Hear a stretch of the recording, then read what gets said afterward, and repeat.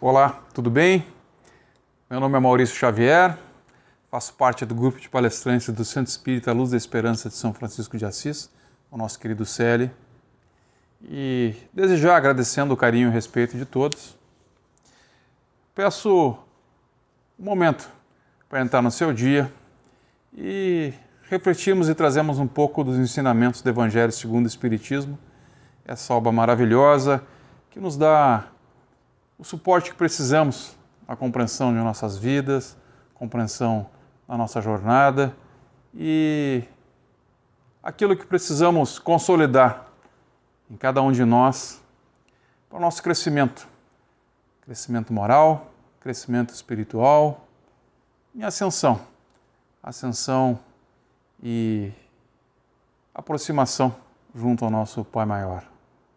O capítulo de hoje, o capítulo que vamos observar e avaliar um pouco, é o capítulo 17, Sejam Perfeitos, mais um capítulo bastante instigante, bastante completo, bastante edificante. Isso, é um capítulo que nos traz uma estrutura muito linda, muito clara, do que é preciso para desenvolver nossas aptidões que são inatas, que já estão consolidadas dentro de nós, mas precisam ainda do nosso despertar, do nosso crescimento, do nosso entendimento e, sim, da necessidade de colocarmos em ação isso tudo de tão nobre que temos dentro de nós.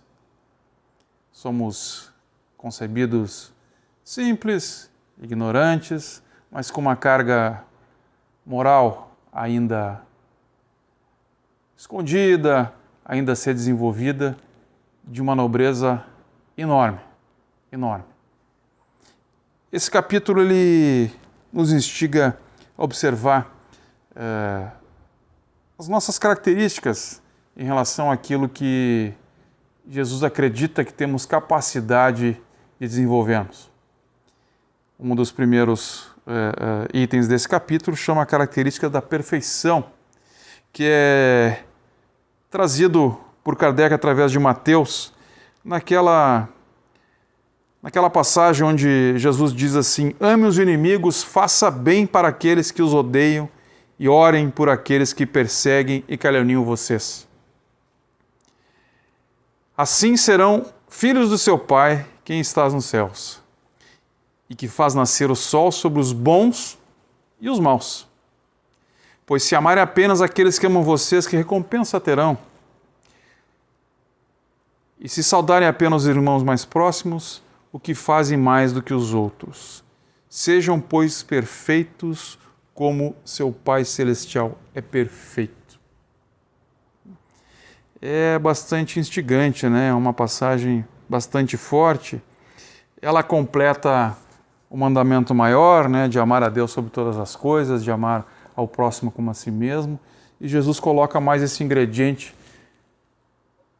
que é importante a gente observar, né, que, né, vamos amar aqueles que estão à nossa volta, aqueles que são simpáticos às nossas características, às nossas expectativas, objetivos, mas precisamos observar além daqueles que estão à nossa volta, comungando daquelas coisas que a gente entende ter valor, que são geralmente aqueles que se opõem as nossas formas de pensar, as nossas atitudes, e é o que Jesus chama aqui de inimigo.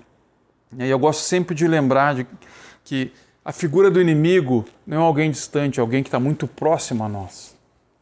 Alguém que, por algum momento, algum motivo, teve uma desavença, teve algum tipo de decepção para aquilo com que nós tomamos de ação, de pensamento, às vezes de palavra, né? E isso acaba gerando algum tipo de conflito, né? Decepção. Essa é a palavra melhor a ser usada, que é quando situações que antes pareciam tão sintonizadas agora entram em rota de colisão e acabam transformando dois espíritos que andavam juntos em espíritos conflitantes, né?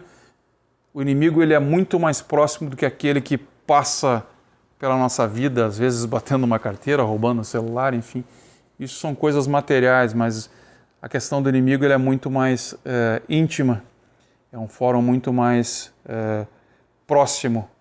Se é inimigo é porque existe algum tipo de laço, existe algum tipo de relação. Isso é muito mais comum do que a gente pode imaginar, né? E isso a gente traz de todas as vidas, não só dessa passagem, né? A concepção de ter um conflito com alguém. Nós precisamos, a partir dessa indagação de Jesus, observar isso, né? Se existe alguém que está em conflito, o porquê que esse conflito está acontecendo e que tipo de ação eu posso tomar para reverter essa situação. O amar ao próximo como a si mesmo, ele também precisa ser levado até aqueles que são nossos, por ora, opositores. Mesmo que essa oposição não seja uma oposição muito clara, muito incisiva, mas que ela fique por horas pairando sobre a nossa cabeça, nossos pensamentos. Quem de nós não, em algum momento, não teve alguma desavença, e essa desavença, por muito e muito tempo, ela fica no nosso subconsciente. Vez que o outro ela vem, desperta, a gente pensa um pouco naquilo, não quer mexer com isso, se afasta. Porque existe uma condição humana muito voltada assim às questões de sobrevivência, de que o inimigo ele é alguém que precisa ser afastado de nós. Ele não pode ser pensado como alguém que faz parte da nossa vida, que está ali por algum momento exatamente nos demonstrando ou mostrando coisas que precisam ser melhoradas em nós, não nele. E que, se nós conseguirmos observar o quanto isso pesa para a nossa vida, pesa para as nossas ações, para as nossas decisões e às vezes pesa para o nosso pensamento, a gente deveria olhar isso com mais cuidado no sentido de como é que a gente consegue corrigir isso. Quando Jesus fala ame os seus inimigos, não quer dizer que vai depositar todo o teu amor naquele inimigo, não é essa a ideia. A ideia é conseguir reverter sentimentos ruins que se tem por aquele que, por ora, está em conflito. Um desejo de justiça, um desejo de revanche, algum tipo de situação de vingança, né? Ou até desdenhar o outro, imaginando que o outro possa ter algum tipo de dificuldade, problema, como se aquilo fosse a vida retornando a alguma atitude não muito boa do passado. E a bem da verdade, quem acaba carregando, né, todo esse fardo sou eu, que não me desvinculei daquela situação. Porque quando existe algum tipo de conflito, algum tipo de desavença, não existe só um lado com isso. Porque talvez a compreensão dessa situação toda não foi feita da melhor forma, do melhor sentimento, porque alguma coisa não foi colocada certa. Nós temos essa sensação de às vezes sermos injustiçados. E isso prejudica a nossa caminhada. Então é preciso olhar essas situações de conflito e depurar isso. De novo, não é para ir lá, dar um beijo, um abraço no inimigo, não. É tentar transformar essa situação numa situação de evolução. Esse é o propósito da nossa encarnação. Nós somos espíritos o tempo inteiro tentando achar respostas para que a gente consiga elevar moralmente, espiritualmente. E essas situações de conflito, de inimigos, etc., eles vêm com um ingrediente extremamente importante para a gente conseguir parar, observar e seguir em frente.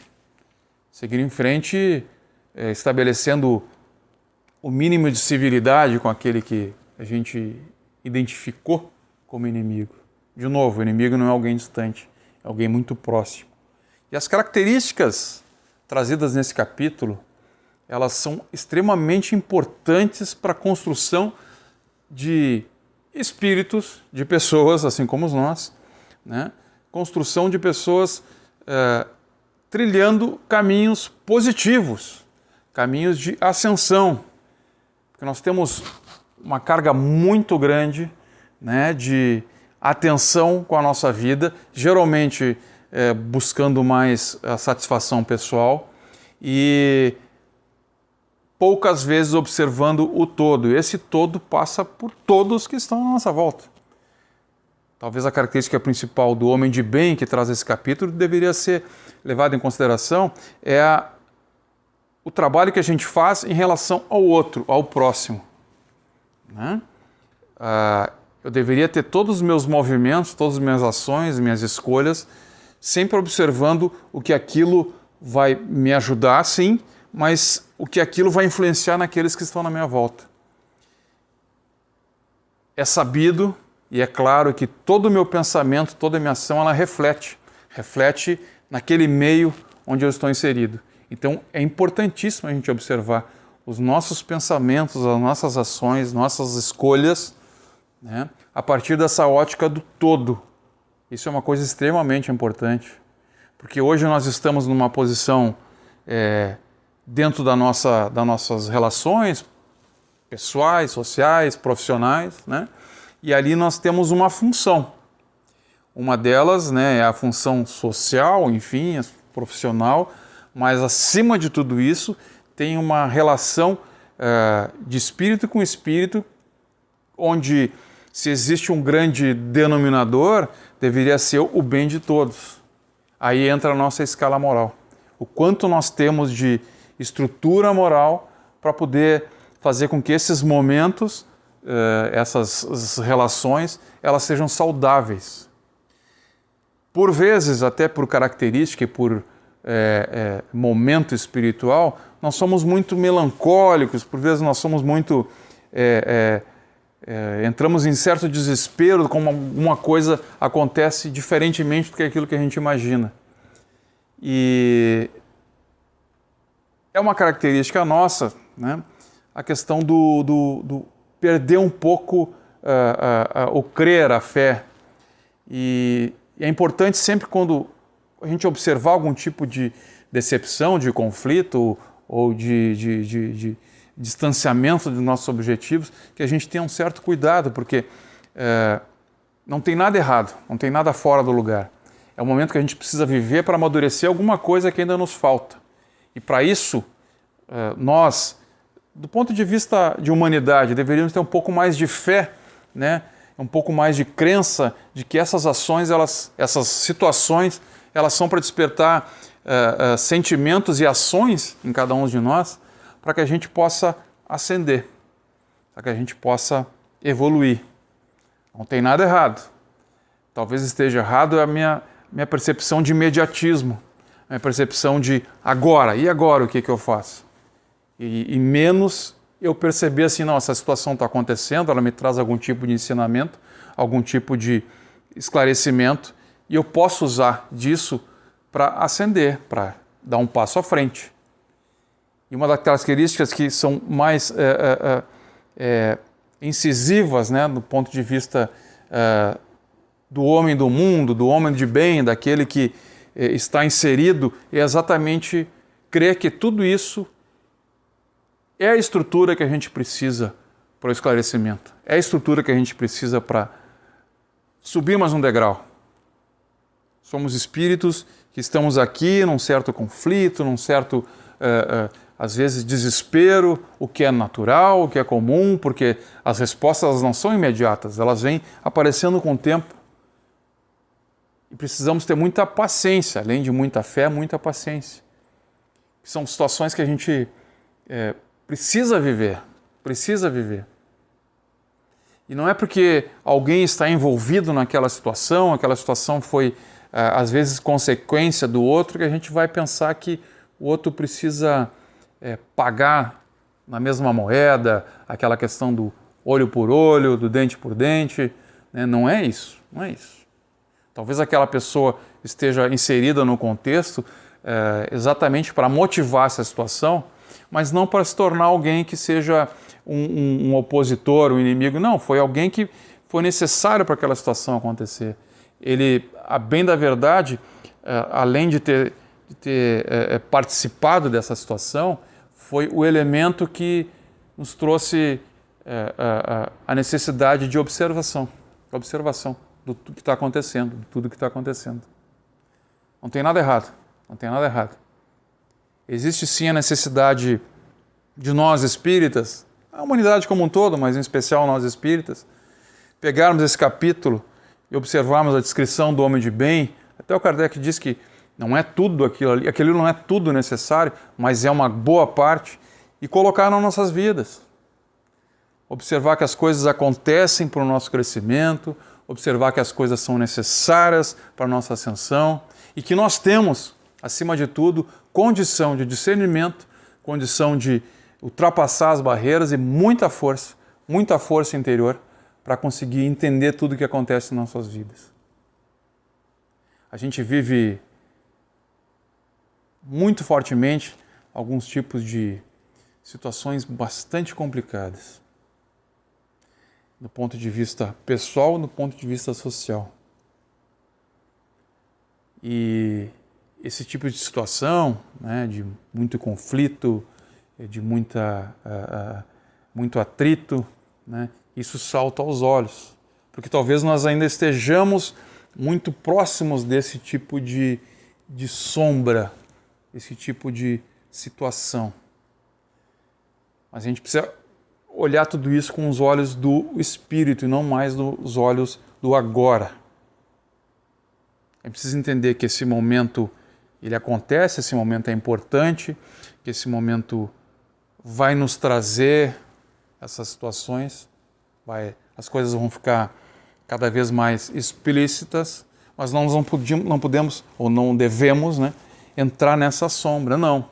A gente tem que olhar as coisas acontecendo, tem que tirar a lição, trazer para nossas vidas, observar a estrutura moral que a gente tem, e a gente tem uma estrutura moral maravilhosa, colocar isso em ação, sem desespero, sem mistificação, sem vaidade, com muita simplicidade, muita humildade, e ultrapassar essas barreiras que, sim, são difíceis, são pesadas, mas que a gente tem total condição de entender e, mais uma vez, avançar